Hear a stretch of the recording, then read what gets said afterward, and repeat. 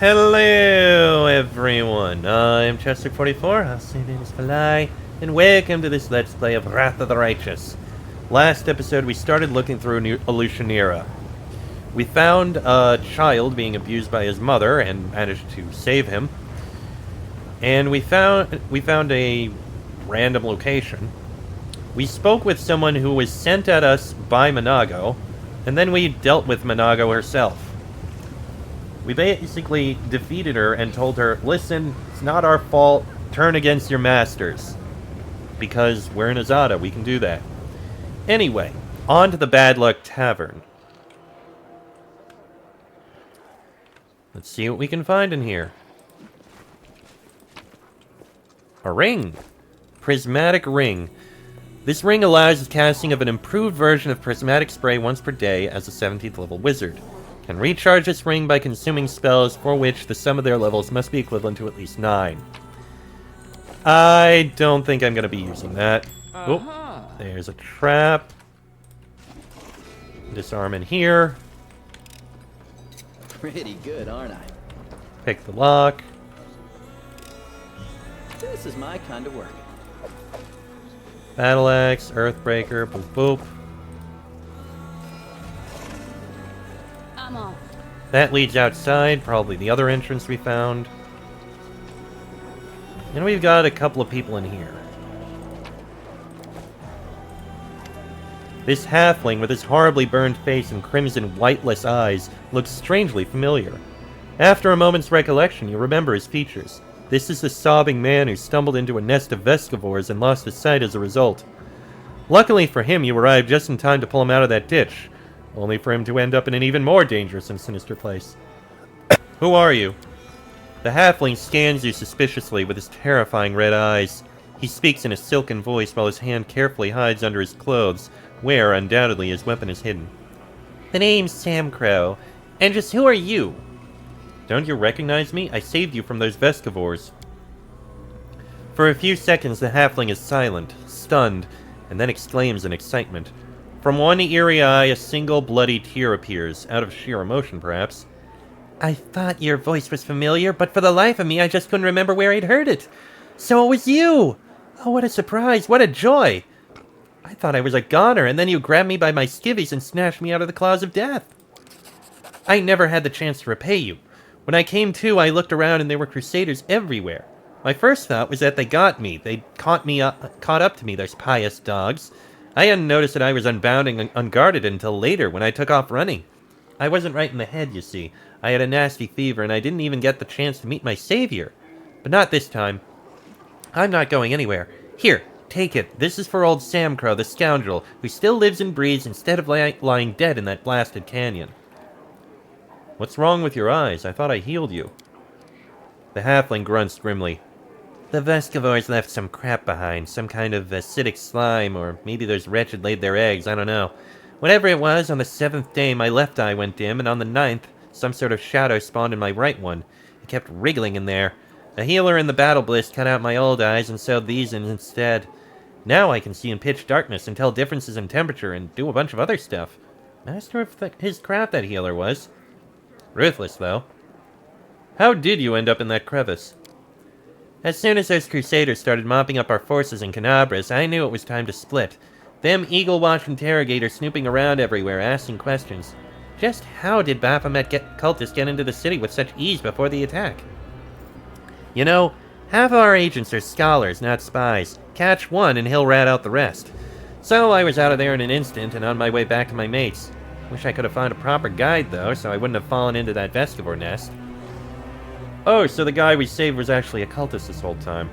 Why were you scared of the Crusaders? As I was legging it away from Canabras, I just couldn't shake the image of the gallows they'd hang me from for treason and all that. You wouldn't believe all the stunts I pulled off.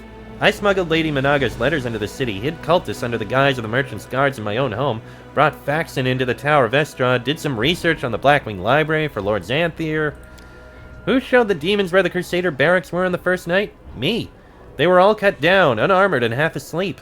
When the resistance gathered at the Defender's Heart, who was it that found out and told the demons about it? Me again. The whole thing hinged on messengers and spies like me. That's why the Crusaders would have gladly hung me if I were caught. Why work for the demons? All for wizardly knowledge. I've always been curious to a fault, especially when it comes to magic. Once I was allowed wizard's books, there was no stopping me. So I met a guy who let me read a whole bunch of banned books. It wasn't until later that I found out that he was an apprentice of Xanthier the Plagued One himself. Now that one knows a lot, so I asked to be the Plagued One's apprentice too. That's how I chose my side. What are you doing in the abyss?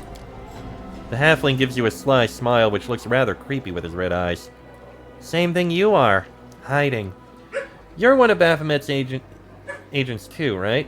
Why else would you hole up in this dump with me instead of fighting over on Galarian? I have a keen eye, and I can spot a fellow cultist from a mile away. Sam Crow grins smugly, clearly proud of his own insight. I'll be going now then. You take care now, and remember, this is no Galarian. Things are rougher here. And what did we get from him? Ashmaker, +4 Flaming Burst Quarterstaff. A +2 bonus on attack rolls and to caster level of all Evocation School spells. I know who's getting that. Prismatic Ring I'm gonna sell. I don't need. And the rest of these I don't think we really need. Okay. Let's look around some more. Red Mask. Get lost, I'm not looking for drinking companions. Okay then. Few things there, few things there. A ledger. Most of the book's pages have been torn out. Of the remainder, only the top one is covered in writing. Okay, that's not really particularly notable. Milara.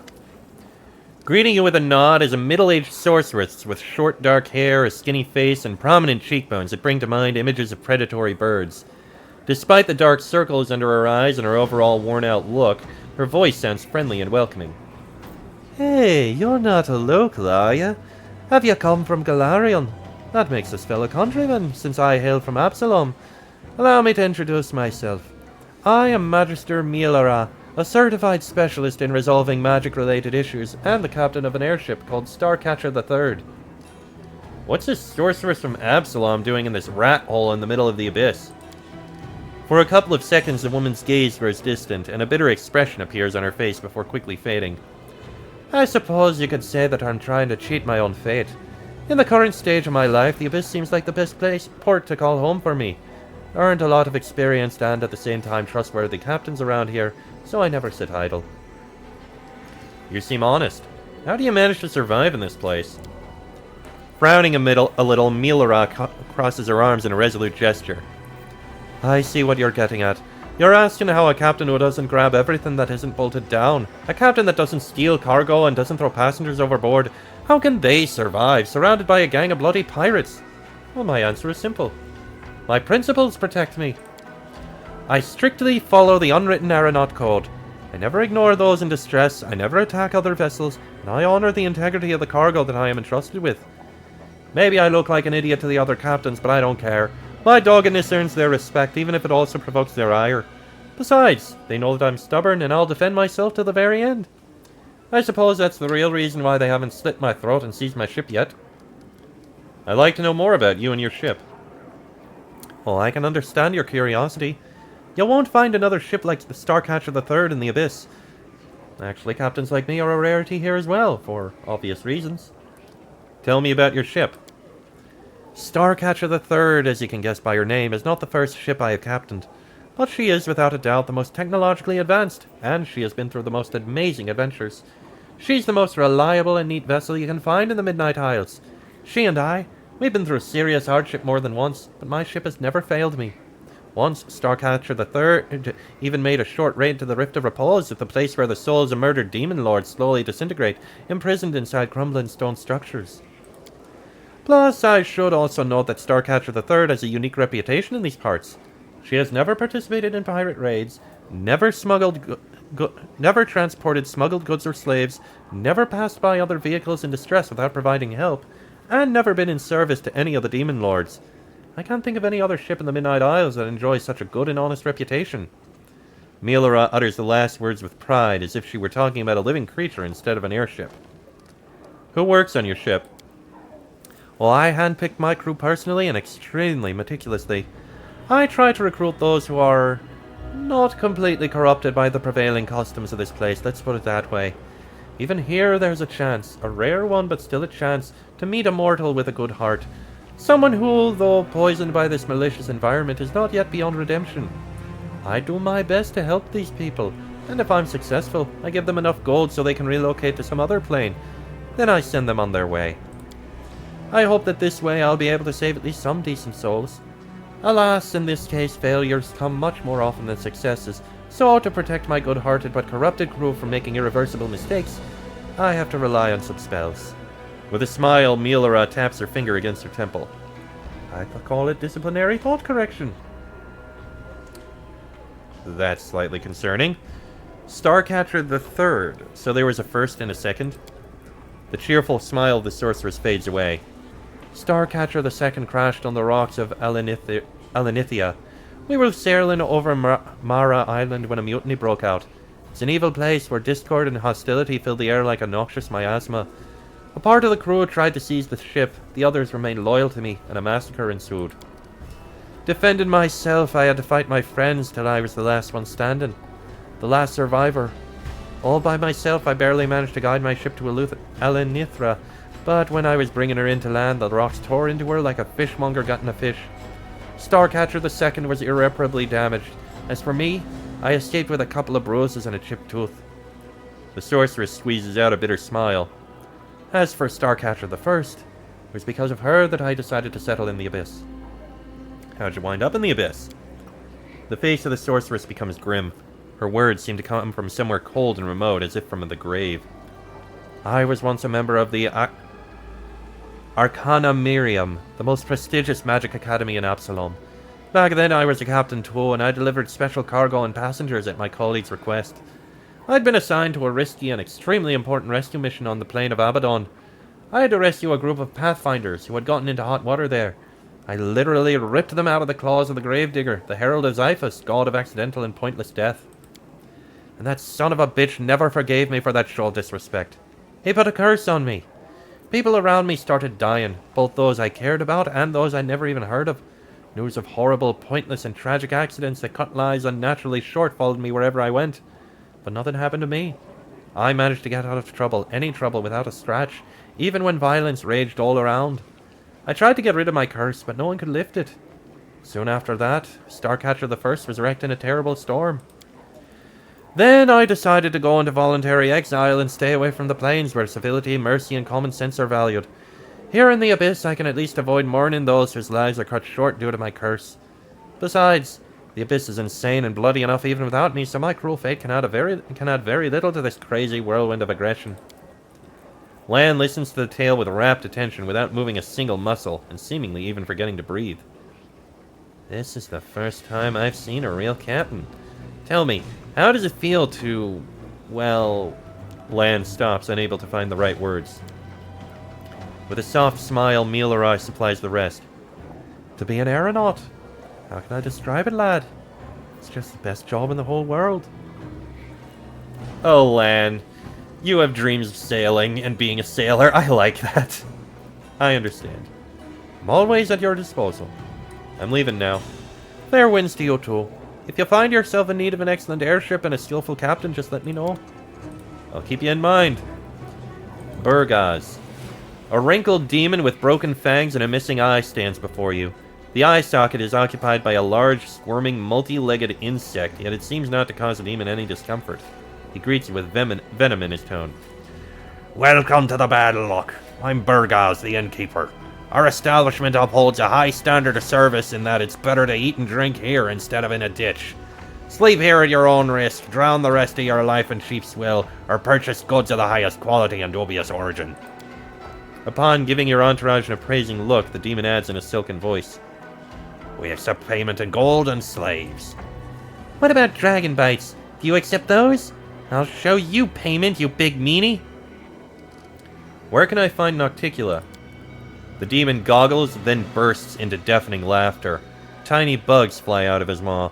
Wiping away bloody tears and giggling, he grabs a particularly nimble insect and tosses it back down his gullet. You can find her in the palace, mortal. The thing is, she won't see just anyone. The last person who had the nerve to show up uninvited now lives in the catacombs, and everyone calls him Scrap. Care to guess why? I don't know who you think you are, but you will not be allowed on her doorstep unless she invites you herself. And to receive an invitation from Nocticula, you've got to be an influential and renowned figure in Illusionera. Or you could do something to piss her off. Sometimes those two things are one and the same.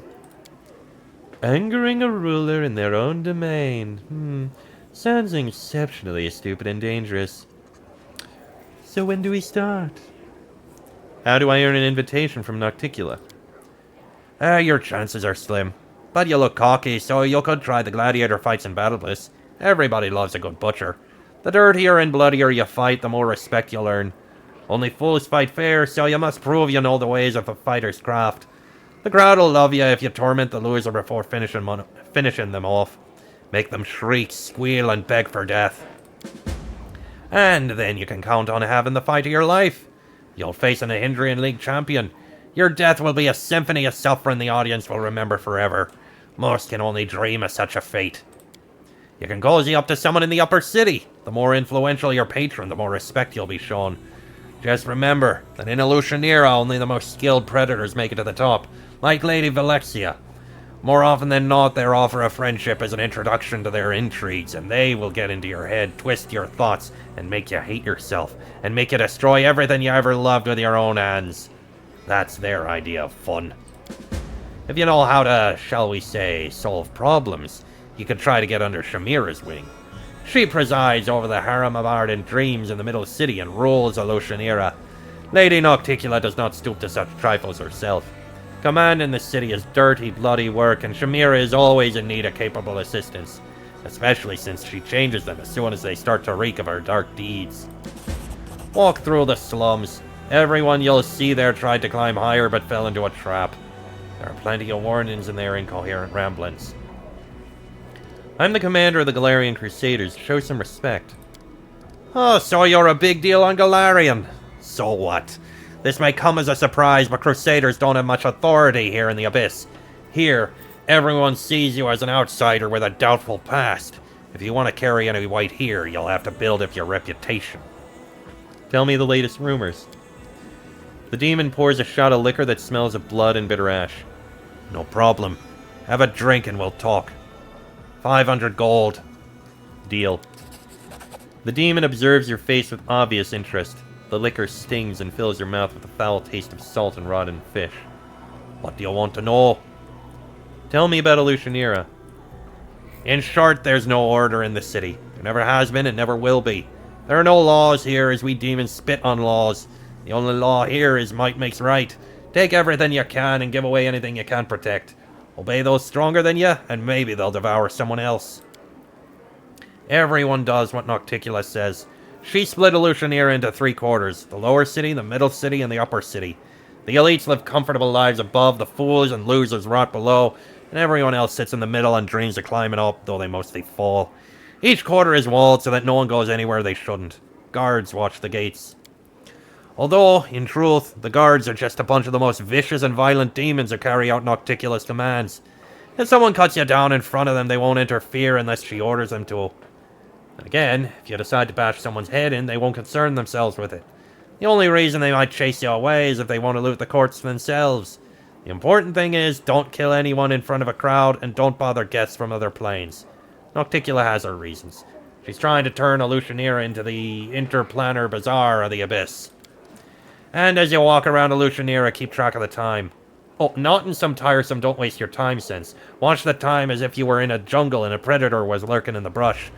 Might pounce on you and freeze you in place, stealing days, months, even years. You wouldn't notice any changes and everyone around you would grow old and forget about you. In the Abyss, time is a fickle and unruly thing. Noted. Tell me about this quarter. The demon points to a bottle of liquor. Imagine Illusionera is this bottle. The lower city is the bottom. The explanation is quite apt, as the bottom of the bottle is coated with a foul-looking scum, and a dead insect with 2 fanged mouths is stuck to it. A cesspit. If someone or something needs to be eliminated, they send it to the lower city.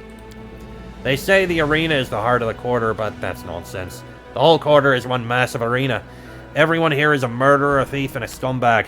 The bloodshed never ceases, and the denizens of Illusionera watch it with delight and wager on who will emerge from this lake of blood. You may think of the slums as a useless appendage, but they are the main source of entertainment for the city. We've also got a port of sorts, but the truth is sailors around here dock wherever they please. There's a whole load of small piers all along the lower city's embankment, different dealings running out of each one. For instance, a ship made of bone started mooring down there not so long ago. Word has it the helmsman's looking for a crew to go hunt for treasure. You should drop by if that interests you. Just look for the strange marking on the wall by the entrance. Yeah, we've been. Tell me about the other quarters of the city. Well, the middle city is all about trade. The 10,000 Delights offer sex, the flesh market stealing slaves and weapons, the mercenaries and assassins sell the death of enemies. The most successful business person of all is Shamira at the Harem of Ardent Dreams. Her merchandise is Nocticula's favor, and the favor of the powers that be. The upper city is for those who already have everything and have no use for trade. Imagine if you were a creature of divine power that could live in complete comfort, free of almost all limits. That's the kind who live in the upper city. You'd be wise to stay away from them. In the lower city, they'll just kill you and defile your corpse. In the upper city, they'll pull your soul out through your nostrils with a red-hot needle, cook it into a stew, then force you to eat it and wash it down with a cocktail made from your eyes and marrow. Are there many folks from Galarian here? Oh, quite a few, but most of them wear special accessories. The demon draws an imaginary circle around his neck. They're slaves, is what I mean. Or meat, sometimes. We do get some free ones from time to time. Scum, as a rule, the only type who can survive amongst demons. The demon sniffs the air. You're kinda rare here, Foxkin. There was one cunning little prowler once. They tried to enslave her around half a dozen times, but she always managed to escape. She even hid here once. I haven't seen her for quite a while now, so either she found her way back to her home plane, or she died. Have you heard of someone named Willidus? Oh, of course. That's the name of the demon who serves as, shall we say, Nocticula's court mage. The name has come up a few times recently because they say Dascari's servants send assassins after him. He rubbed the locust the wrong way, and now he's holed up at his palace, which he's turned into a fortress. Everything is clear. Oh, one last thing, mortal. You must have noticed that Illusionera was not built for your kind. It would be easy for you to get lost in our streets and die an inglorious death if you don't know how to fly or teleport. Why should I want you to die while you're still drinking? Take this. If you lose your way, take it to any arch and it will transport you here. Nocticula's idea to aid guests from other planes such as yourself. Show me your wares. The demon kicks open a large chest filled to the brim with all sorts of things. There are weapons and bloodied clothing. Seems like these items once belonged to visitors from many different worlds. Here you are. Have your gold ready. I don't offer credit. The demon's voice drops to a whisper. By the way, I have something unique I can offer only to you. An Ahindrian crystal. It holds incredible power. What's an Ahindrian crystal? Oh, you mean you haven't heard of them? But everyone in Illusionera talks about them non-stop. Well, listen. This lot of demons appeared, and they were so strong you couldn't help but wonder how they acquired such power. And the strange thing is, those same demons used to be common riffraff. But then they became... Well, I don't know what they are, but whatever it is, it's strong. Rumor has it these supposed Ahindrian crystals are the source of their power. Nobody knows what they are or how to get them. Everybody wants one. The word has grown quite popular. These days everything is Nahindrian this and Nahindrian that, no matter where you look. It's all hogwash and lies, of course, but my crystal is the real deal. Don't ask how I acquired it, that's my secret. I could sell it to you. Fascinating, I'm interested. Okay. He does have loot. Nahindrian crystal. A +1 competence bonus on knowledge world skill checks. Not worth it. That said, I am going to buy all of the cooking ingredients.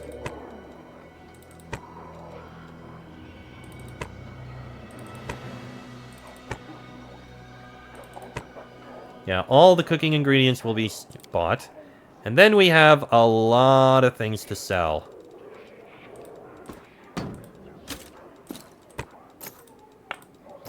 I don't really care about this wand. I guess nobody's taking the skinned leather cloak.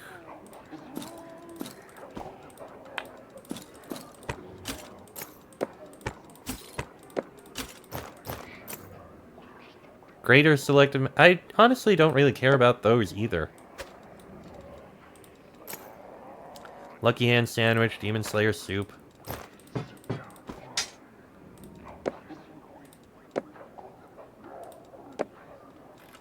Okay, keep selling.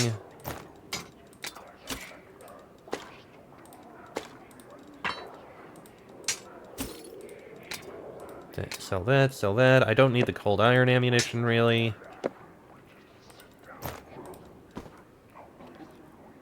Cloak of Disguise, Cloak of Cleansing. And that's... Oh, no, wait. I still have some more things I can sell. We already had Demon Slayer Soup.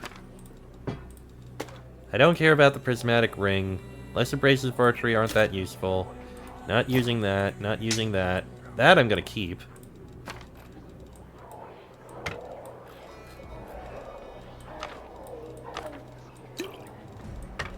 And I can throw these things up a bit.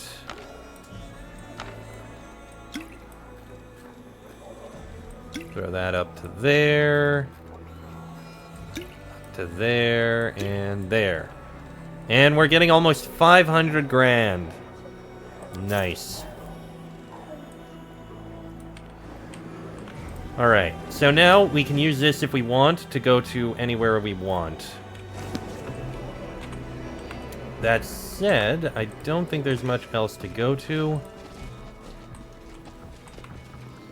There's stairs here, which lead upstairs and outside, and I think we'll go there in the next episode, because this one's gone on long enough. So, next episode, back to exploring this place. Till then, I am Chestic44, also known as Fly. That is me, Regil, Woljif, Darren, Lan, and Nenio. This has been a Let's Play of Wrath of the Righteous, and I shall see you all next time.